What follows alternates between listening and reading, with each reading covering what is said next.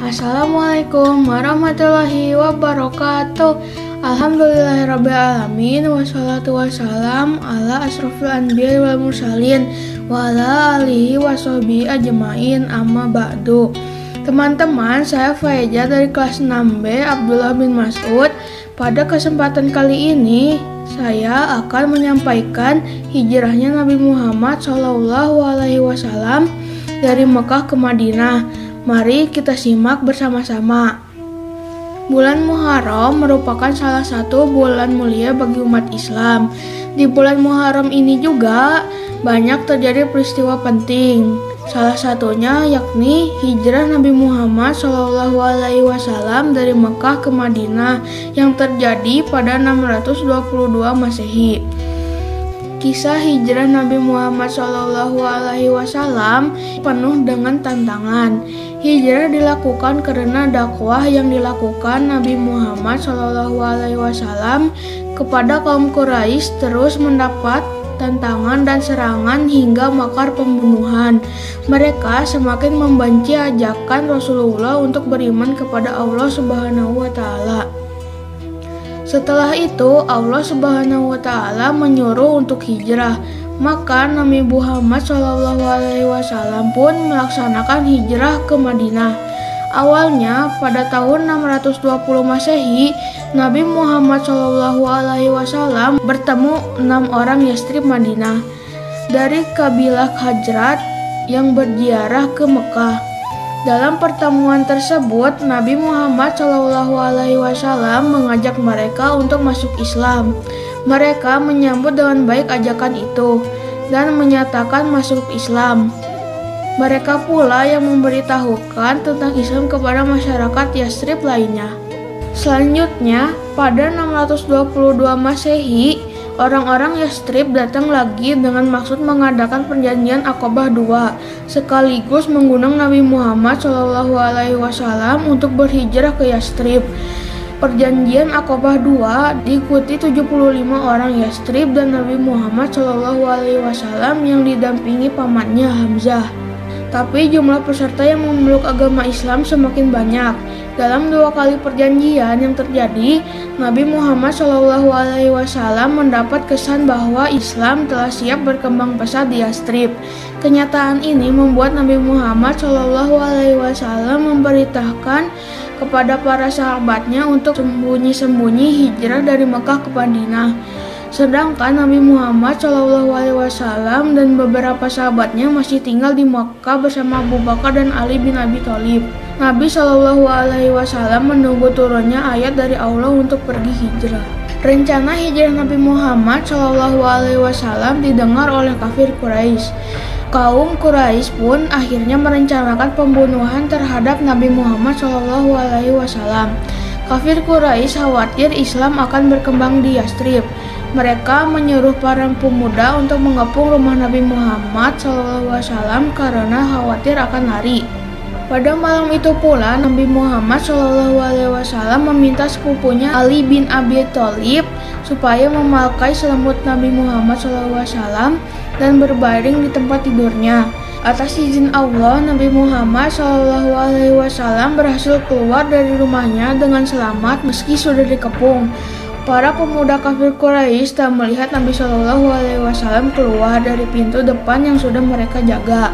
Tidak lama setelah Nabi Muhammad SAW meninggalkan rumahnya, para pemuda terbangun dan masuk ke rumah Nabi Muhammad SAW dengan penuh nafsu untuk membunuh. Akan tetapi mereka hanya mendapatkan Ali bin Abi Thalib yang sedang tidur. Mereka kecewa dan tidak percaya dengan segala hal yang terjadi. Hal ini terjadi hanya karena pertolongan Allah Subhanahu wa Ta'ala. Menjelang larut malam, Nabi Muhammad SAW menuju ke rumah Abu Bakar dan mengajaknya hijrah. Nabi SAW dan Abu Bakar kemudian keluar dari jendela pintu belakang dan terus bertolak ke arah selatan menuju Gua Thur. Jalan yang ditempuh oleh mereka adalah jalan yang tidak mungkin dilewati manusia.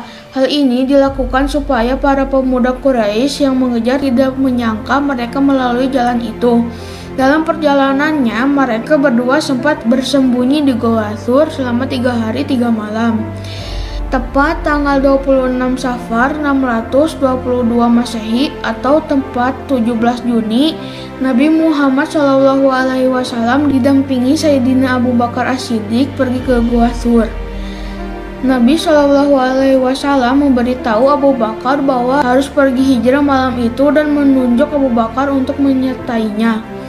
Peristiwa itu terekam dalam kitab Fathul Bari. Peristiwa hijrahnya Nabi Muhammad SAW itu kemudian ditetapkan sebagai awal penanggalan Hijriyah.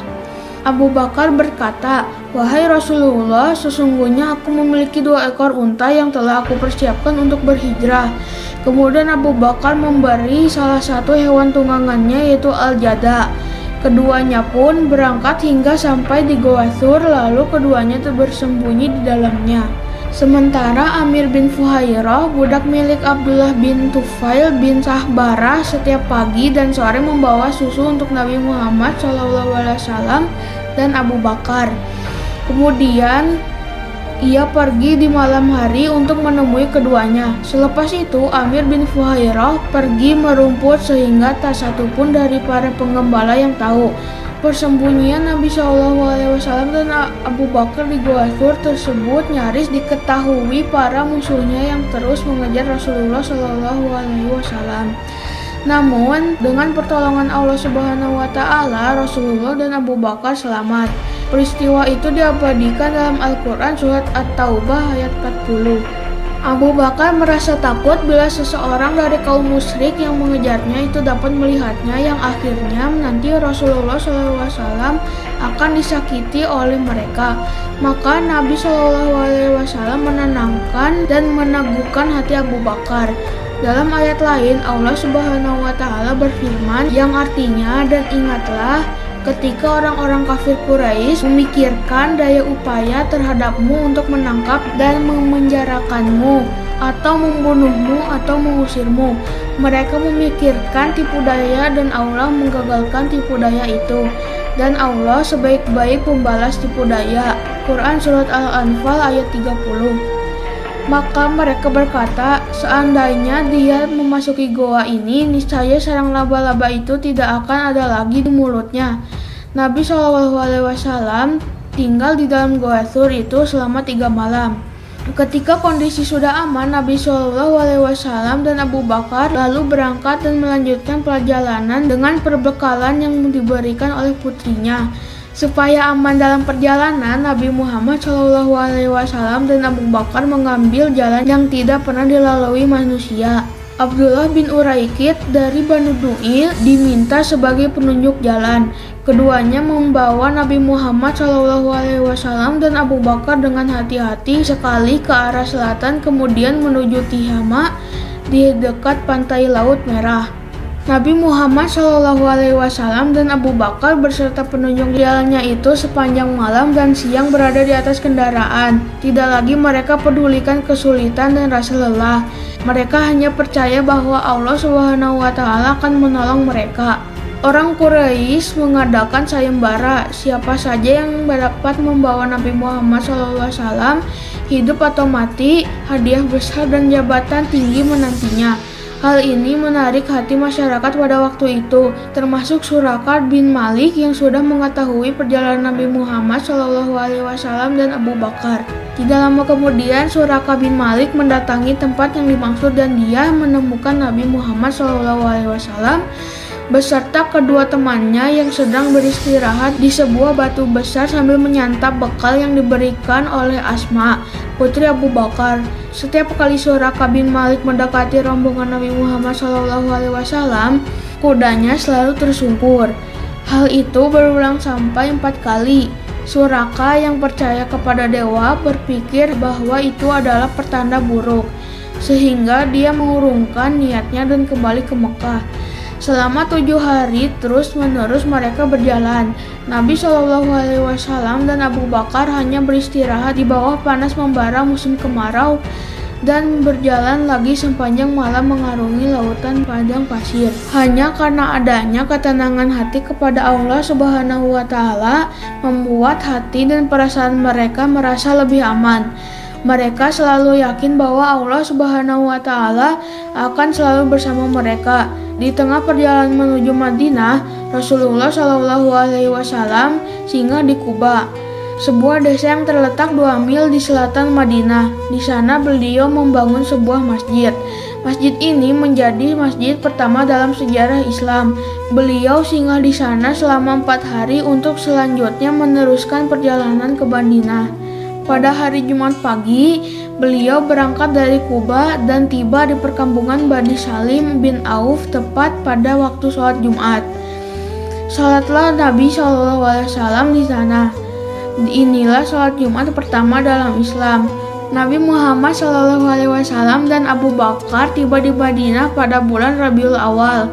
Kedatangan beliau telah dinanti-nanti masyarakat Madinah. Pada hari kedatangan Nabi Muhammad SAW dan Abu Bakar, masyarakat Madinah sudah menunggu di jalan yang akan dilalui Nabi Muhammad SAW. Dan gendarang pun gemuruh diselingi nyanyian yang sengaja digubah untuk keperluan penyambutan itu. Bulan purnama telah muncul di tengah-tengah kita. Dari celah-celah berbukitan, wajiblah kita bersyukur atas ajakannya kepada Allah Subhanahu wa Ta'ala. Wahai orang yang dibangkitkan untuk kami, kau datang membawa sesuatu yang wajib dia taati. Itulah syair penyambutan Nabi Muhammad SAW di Madinah. Setelah sampai di Madinah, Nabi Muhammad SAW mulai membuat program kerja dan melaksanakannya, yaitu membangun masjid, mempersaudarakan antara muhajirin dan ansor, dan membuat perjanjian dengan penduduk Madinah. Masjid yang dibangun Rasulullah SAW bersama-sama kaum muhajirin dan ansor tidak hanya berfungsi untuk sholat semata, akan tetapi untuk seluruh kegiatan Nabi di Madinah.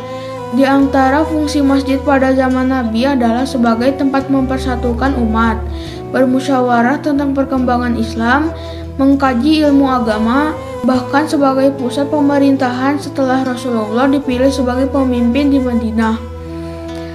Seluruh aktivitas masyarakat Madinah dipusatkan di masjid. Itulah fungsi masjid yang sebenarnya sudah dibangun oleh Rasulullah SAW. Wallahu a'lam. Demikianlah kisah hijrahnya Nabi Muhammad SAW dari Mekah ke Madinah. Semoga kita bisa mengambil hikmah dari kisah teladan tersebut. Semoga bermanfaat. Wassalamualaikum warahmatullahi wabarakatuh.